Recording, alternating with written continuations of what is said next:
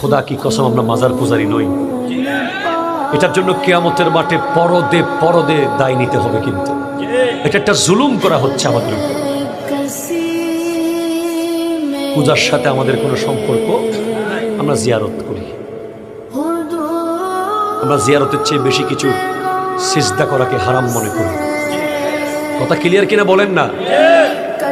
আমরা আল্লাহর কাছে চাই, ওলি আল্লাহর ওসিলা নিয়ে চাই।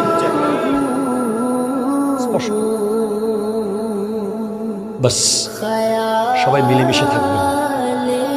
ফিতনার যুগ চলছে, মুখ বন্ধ থাকবে।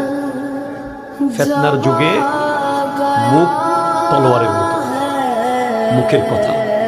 ফিতনার সময় বসে থাকা ব্যক্তি হাঁটা ব্যক্তির চেয়ে উত্তম।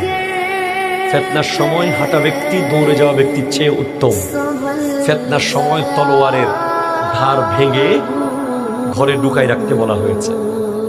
ফিতনার সময় চলছে, ঈমান নিয়ে ফিতনার সময়ে এক পাহাড় থেকে আরেক পাহাড়, আরেক পাহাড় থেকে আরেক পাহাড় যেতে হবে ঈমান রক্ষা করার জন্য। এই পরিস্থিতি চলছে।